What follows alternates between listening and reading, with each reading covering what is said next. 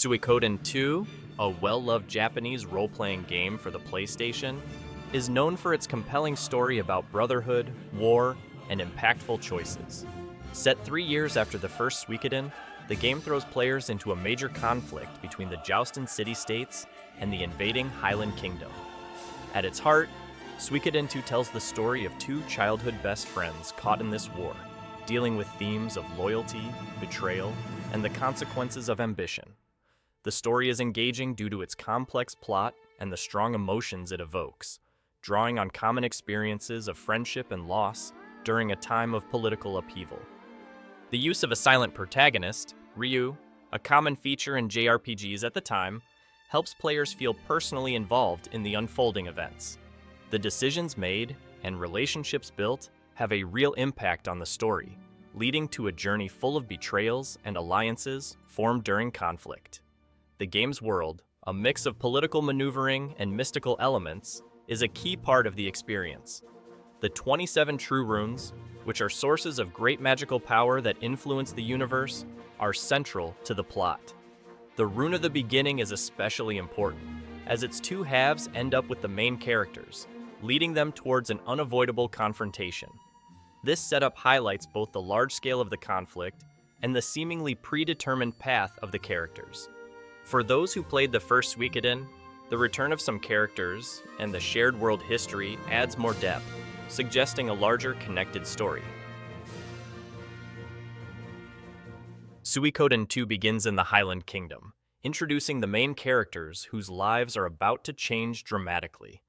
The protagonist, Riou, is a silent hero, adopted by the respected war hero Genkaku, who had previously saved the jousting city-states. Riou is known for his quiet determination and his desire to protect those he cares about. With him is Nanami, another of Genkaku's adopted children, who acts as Ryu's lively, protective, and sometimes tomboyish older sister figure. The third member of this group is Jowy, Ryu's closest friend and a skilled martial artist. Jowy is initially shown as a peace-loving individual, though he comes from a Highland noble family that never fully accepted him, making him feel like an outsider. The strong bond between these three developed as they grew up and trained together at Genkaku's dojo in Kyoto. After Genkaku's death, Riou and Jowy joined the Highland Army's Unicorn Youth Brigade to find their place in the world.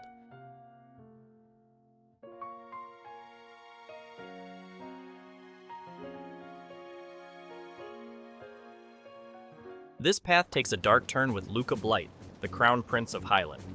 In a calculated and brutal move, Luca Blight orders the massacre of his own youth brigade, making it look like an attack by the Joustin city-states. His goal is to create a reason for a full-scale invasion of Joustin, starting the Dunan Unification War.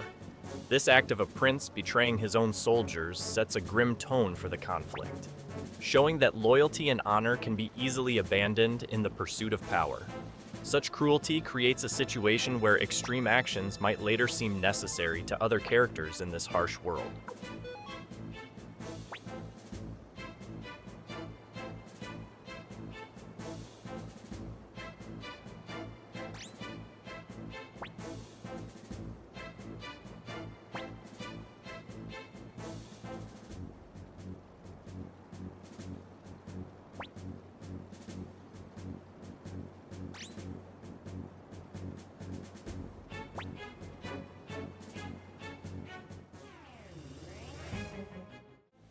Riou and Jowy are among the few who survived the massacre, escaping by jumping from a cliff into a river.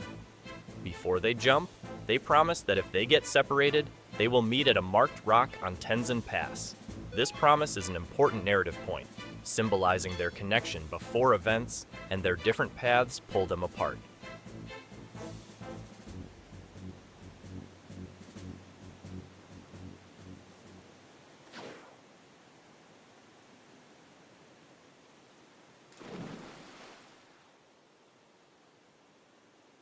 Riou is later rescued by mercenaries working for Joustin, led by Victor and Flick, who fans of the original Suikoden will recognize.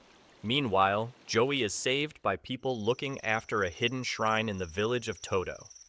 Their reunion is brief, as they are soon captured by Highland forces. Accused of spying by Highland Command, who are trying to hide Luca's role in the massacre, they are sentenced to death.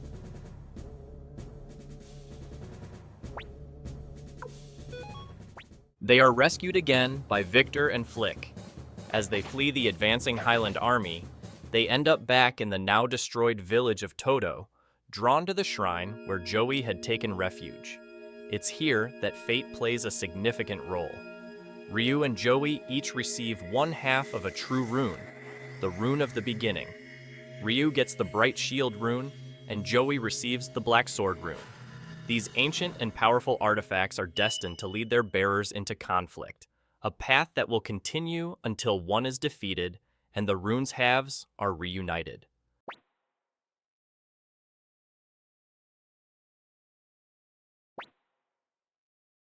The nature of these runes, the Bright Shield rune representing protection and healing, and the Black Sword rune symbolizing offensive power, clearly shows the different directions Riou and Jowy will take from this moment on. This duality isn't just a game mechanic, it foreshadows their inevitable clash, suggesting their conflict is deeply tied to the world's mystical forces. With Highland soldiers after them, and Jostin offering hesitant help, Riou, Jowy, and Nanami, who joins them after they escape Chiaro, showing her loyalty, team up with Victor and Flick's mercenary company to fight the Highland invasion. The war started by Luca Blight has begun, and the main characters are thrown into its center.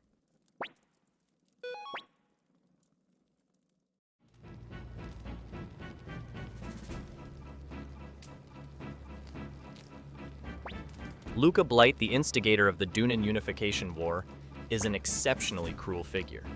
He's not just a plotter. He's a destructive force, known as the Mad Prince, driven by intense anger and a love for destruction and death. His deep hatred for the Jostin city-states and the world stems from a traumatic childhood event.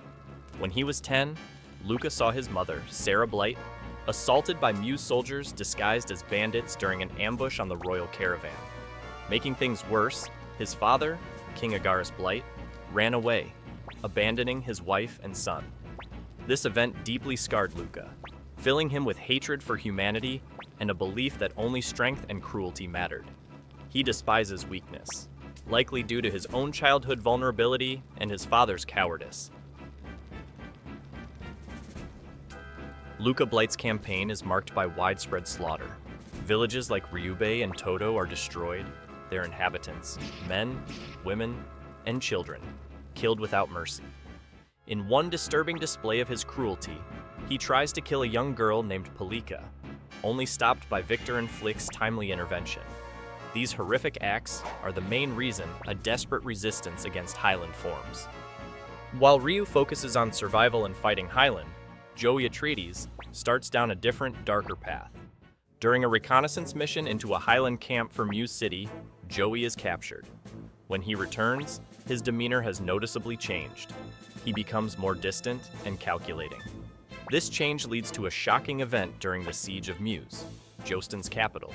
In a stunning betrayal, Jowy assassinates Annabelle, the mayor of Muse, and opens the city gates, allowing the Highland army to conquer it. This is a terrible blow to Riou and Nanami. Jowy claims he made a deal with Luca Blight, offering his help to Highland in exchange for Luca's support in achieving his own ambitions. This ambition comes from a twisted belief that only by aligning with a powerful force, even one as evil as Luca's, can he bring his vision of peace to the land. This decision is a critical turning point. Jowy, once an idealist, starts to believe that the chaotic Jostin city-states can't achieve peace on their own, and that only a unified, strong power, even one initially led by Luca, can end the suffering. His methods become ruthless, but in his own mind, his ultimate goal remains establishing lasting order.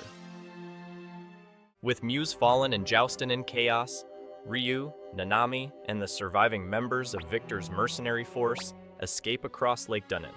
They manage to liberate a rundown castle on the lakeshore, making it their new headquarters. At this new base, the mysterious magician Leknat appears.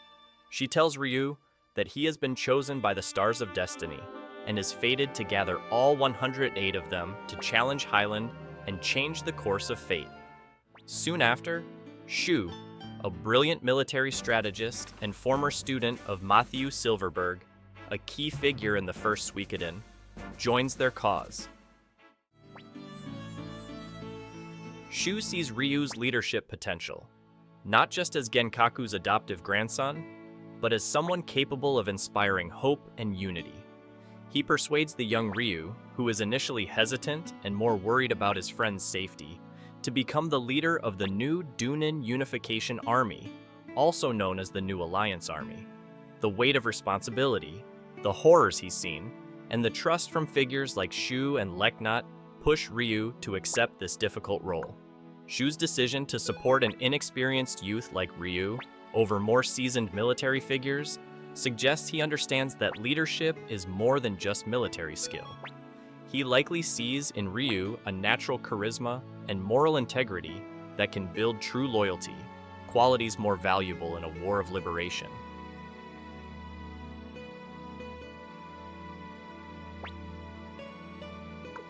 The concept of the 108 Stars of Destiny is central to the Suikoden series. It's about more than just recruiting soldiers.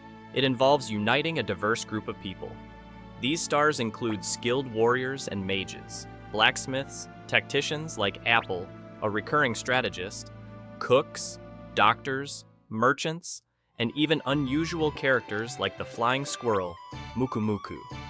Each star has a unique role and backstory, and their gathering symbolizes the creation of a collective strength, a people's army that can defy tyranny and reshape destiny. This collective strength contrasts sharply with Luca Blight's philosophy of power, derived from a single, tyrannical force. Luca acts alone, trusts no one, and rules by fear, while the New Alliance Army's strength comes from interdependence and a shared goal. Under Riou's developing leadership and Shu's expert strategic guidance, the New Alliance Army starts to become a strong force. Recruiting the 108 Stars of Destiny is a key part of this, with each new member adding unique skills and strengthening the army, turning their headquarters into a lively center of resistance. There are many examples of these recruitment efforts throughout the game, often involving specific side quests or character interactions. The army wins important victories, liberating towns and inspiring hope, but also suffers setbacks, highlighting the harsh and ongoing nature of the Dunin Unification War.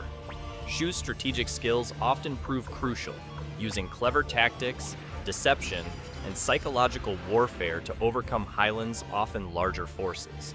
These strategies include pretending to have internal conflict to lure enemies into ambushes, or using environmental factors like fire attacks to trap and defeat enemy units. The updated grid-based strategic battle system in Suikoden 2 provides the mechanics for these large-scale fights. The conflict reaches a memorable peak with the direct confrontation against Luca Blight. This isn't a single battle, but a difficult, multi-stage fight against an enemy who embodies destructive power. Luca is shown as a terrifyingly skilled swordsman and an incredibly strong fighter. The New Alliance Army has to use all its resources for this battle. In a surprising turn, Jowy, now in a high position within the Highland military and secretly planning his own takeover against Luca, leaks important information to Shu and the Alliance. He warns them of Luca's planned night raid on their headquarters and provides details that help the Alliance prepare an ambush. Despite being ambushed and facing multiple elite units from the New Alliance Army, Luca Blight fights with unmatched ferocity. His defeat requires the coordinated efforts of several groups, great sacrifice from Alliance soldiers, and unwavering determination. The multi-stage design of this boss fight emphasizes Luca's almost supernatural power, showing that no single hero could beat him. It takes the collective strength of the Alliance, reflecting the strength and unity theme of the 108 Stars. Wounded but defiant, Luca tries to escape, only to be cornered again. His eventual death is one of the most hard-fought and cathartic villain defeats in JRPG history. He dies without remorse, cursing with his final breath, a monster to the end.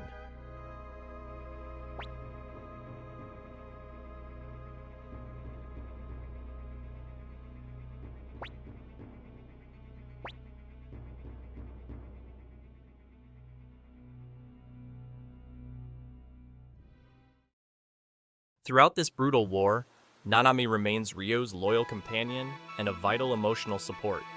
She is not just a bystander. Trained by Genkaku, she is a talented martial artist and fiercely protects her adoptive brother, often going with him on dangerous missions. However, the constant conflict takes a toll on her.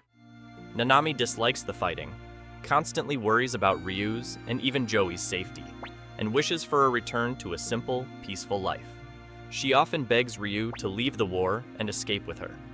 Her perspective is an important contrast to the main heroic storyline, highlighting the human cost of conflict and the deep desire for personal peace often overshadowed by grand destinies and politics.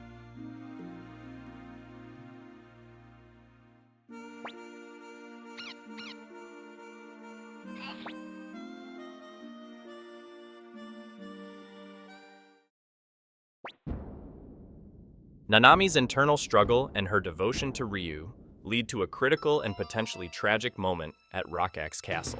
During an assassination attempt on Riou, Nanami shields him from crossbow bolts. Her fate at this point is a major emotional turning point and is directly affected by player actions. Specific conditions, like ensuring she has good defensive equipment and making a quick dialogue choice to shout a warning, are crucial for her survival. Saving Nanami is essential for getting the game's best ending.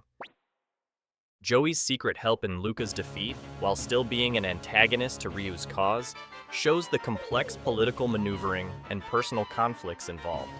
It demonstrates that the war isn't a simple case of good versus evil, but a complicated web of shifting alliances and individual ambitions, even among those who share a common enemy in Luca Blight.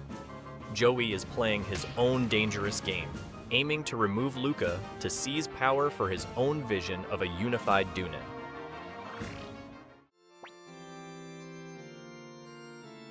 The death of Luca Blight, a tyrant who caused so much suffering in Dunan, might have seemed like the start of peace. However, the war takes another tragic turn. Jowy Atreides, through clever planning, his alliance with the ruthless tactician Leon Silverberg, and his marriage to Luca Blight's sister, Princess Gilia, becomes the new king of Highland. Leon Silverberg, Matthew Silverberg's estranged brother and Shu's ideological rival, becomes Jowy's chief strategist, guiding Highland with a philosophy of achieving order through strength. This strategic contest between Shu and Leon adds a philosophical layer to the military conflict, mirroring the personal and ideological battle between Riou and Jowy.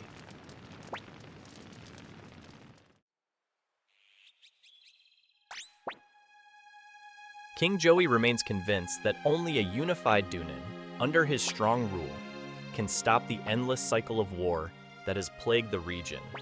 He offers Riou a choice: surrender the New Alliance army, join him, and help build this new world order.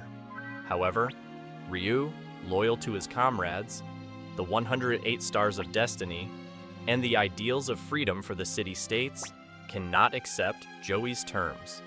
Jowy's vision, though perhaps stemming from a twisted desire for peace, now involves continued conquest.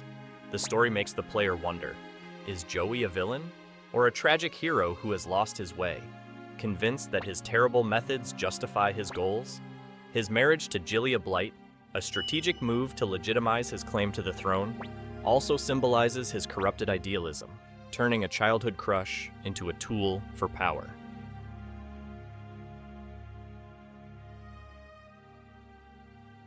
So, the Dunin unification war continues, now with an even deeper sense of tragedy. The conflict pits Riou, leader of the New Alliance army, against Jowy, king of Highland. Best friends, like brothers, and bearers of the two halves of the Rune of Beginning, now command opposing sides in a devastating war. Every strategic victory for one side is an emotional blow to the leaders. Their shared past and broken bond loom over every battle.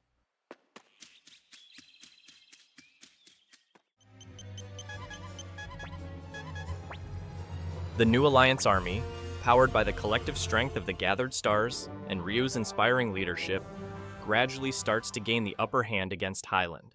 They successfully liberate the occupied city-states and eventually push the Highland forces back to their capital, La Renouille. Inside the besieged Highland royal castle, Riou discovers a surprising truth. Jowy has been using the great power of his Black Sword rune not just for conquest, but also to hold back the even more terrifying Beast rune. The Beast rune is another of the 27 true runes, an entity that amplifies rage and demands constant sacrifice, a power Luca Blight had been trying to awaken to unleash on Joustin. This revelation adds moral complexity to Jowy's character, showing that while he pursued his brutal vision of peace, he was also secretly preventing a potential world-ending disaster, fighting a war on two fronts.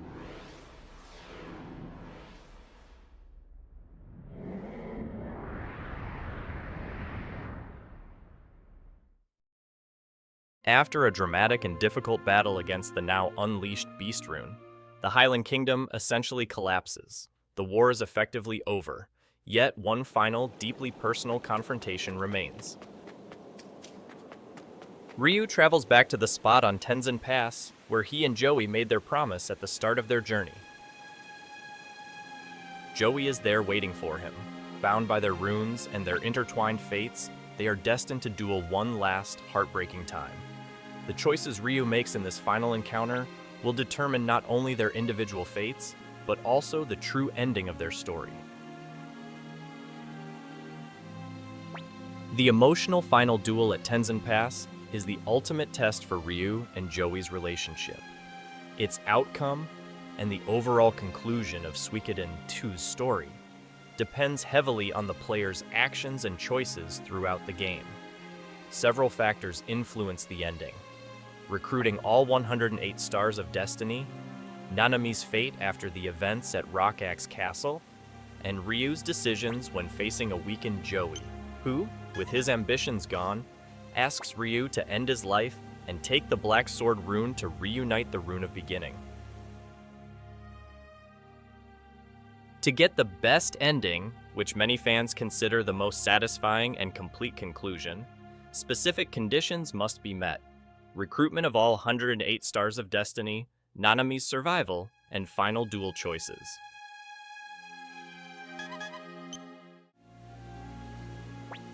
If all these conditions are met, something remarkable happens. The Bright Shield rune and the Black Sword rune resonate, and instead of Jowy dying from his wounds or by Ryu's hand, he is healed by their combined power.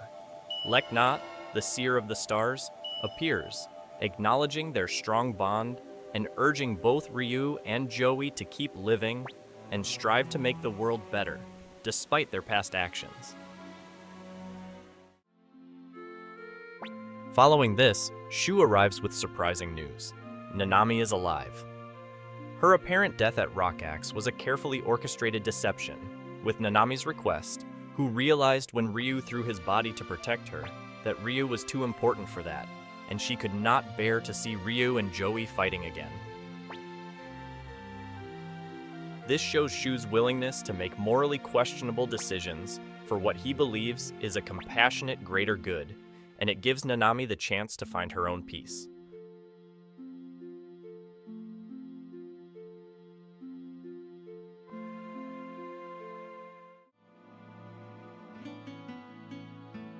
The three friends, Riou, Jowy, and Nanami, are finally reunited. They choose to give up their leadership positions and responsibilities, embarking on a journey together, free from the conflict that had shaped their youth. This ending, while some might see it as avoiding duty, prioritizes personal healing and their enduring bond over societal obligations, suggesting that for these individuals, true peace lies in reclaiming their personal lives. The story of Suikoden 2 is a complex one that explores deep human connections and the devastating impact of conflict.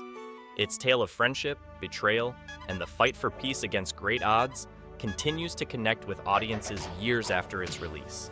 The journey of Riou, Jowy, and Nanami, set against the Dunan Unification War and Luca Blight's ambition, offers a powerful look at loyalty, sacrifice, and the difficult choices people make in times of crisis.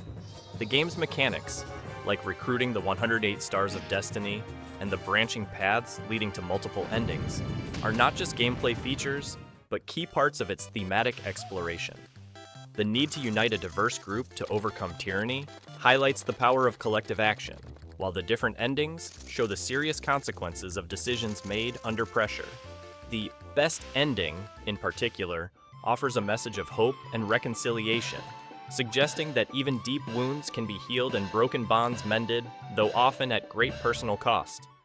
Ultimately, Suikoden 2 remains a landmark JRPG due to its mature storytelling, well-developed characters, and its honest portrayal of the complexities of war and human nature.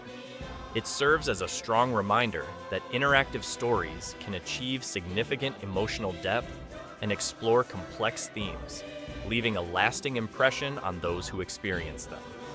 The story of the Bright Shield and Black Sword runes, and the individuals connected to them, remains a compelling exploration of fate, choice, and the enduring strength of the human spirit.